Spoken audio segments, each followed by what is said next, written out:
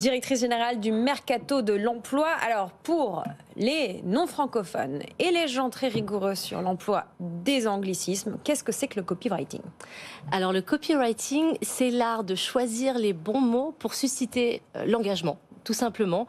Et effectivement, aujourd'hui, c'est un art qu'on essaye d'appliquer avec beaucoup d'attention dans la rédaction des offres d'emploi. Pour vous donner un chiffre, Pôle emploi l'année dernière a estimé qu'il y avait eu près de 400 000 offres d'emploi qui avaient été non pourvues. Et l'une des raisons à ça qu'on explique aujourd'hui, c'est bien parce qu'on n'a pas réussi à susciter cet engagement auprès des candidats et qu'on n'a pas forcément su utiliser les bons mots pour les séduire. Peut-être quelque chose de très important, encore plus important aujourd'hui, en période de pénurie, en période aussi où les salariés ont un peu plus de poids peut-être. Exactement. Je dis souvent que nous, recruteurs, on a toujours eu tendance à dire qu'on n'avait que quelques secondes pour lire un CV. Et ben aujourd'hui, les candidats n'ont que quelques secondes pour avoir une attention particulière sur une offre d'emploi. Donc on doit le capter dans ces quelques secondes qu'on a avec lui. Alors, pardon de faire ma réactionnaire de service, mais pourquoi est-ce qu'on a besoin d'un terme en anglais pour parler de quelque chose qui m'a l'air assez essentiel et universel comme capacité, celle de bien savoir rédiger? Qu'est-ce qu'il y a de particulier au copywriting en 2022 qu'il n'y avait pas peut-être dans les offres d'emploi d'il y a 10 ans ou 15 ans ou même 5 ans? Eh ben effectivement, Sandra l'a évoqué, il y a une pénurie de talents, il y a des entreprises qui ont des difficultés à recruter et aujourd'hui, la majorité des offres d'emploi sont sur Internet. C'est le premier réflexe qu'on a aujourd'hui pour trouver une offre d'emploi. Et il y a une profusion d'offres. On doit savoir parler aux candidats. On doit surtout se mettre à sa place parce que ses attentes ont évolué.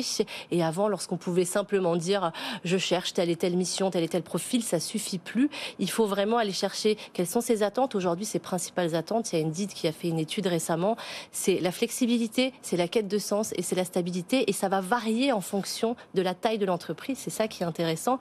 Et donc, il faut bien aller chercher à créer de l'émotion auprès du candidat et en répondant à aujourd'hui quelles sont vraiment ces attentes-là et ces attentes particulières. Alors, on va aller sur les grands principes pour bien copywriter, pour bien écrire. Mais d'abord, dites-nous dans quel cadre on parle. Vous avez cité Indeed, on parlait un petit peu de LinkedIn. Ce sont ces endroits-là où il faut maîtriser l'art du copywriting, comme vous dites? Oui, aujourd'hui, vous avez 88% des personnes, le premier réflexe qu'ils ont, c'est aller chercher sur Internet pour trouver un emploi. Et ils vont le faire sur les sites d'emploi. Vous en avez cité un, mais il y en a beaucoup aujourd'hui, il y en a énormément.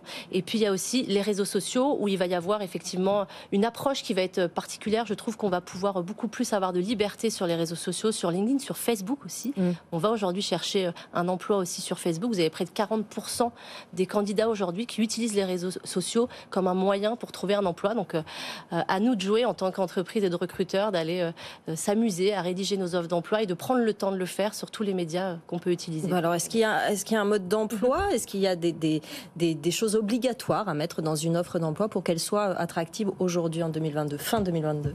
Alors on a peu de temps, donc ça serait beaucoup trop long parce qu'il y a énormément d'étapes à faire, mais j'en vois 3 qui sont essentielles. C'est le titre déjà, ensuite la rédaction de l'offre et j'appuierai particulièrement sur la description de l'entreprise.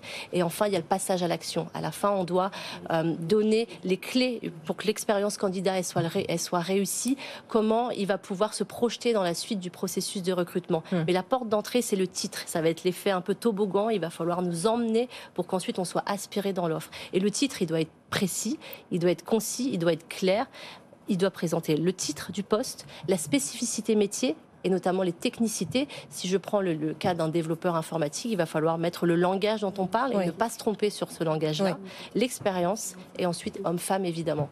Et après, je reviens sur la description du poste. On peut mettre effectivement les compétences, les qualités, le savoir-être. Moi, je reviendrai sur la présentation de l'entreprise.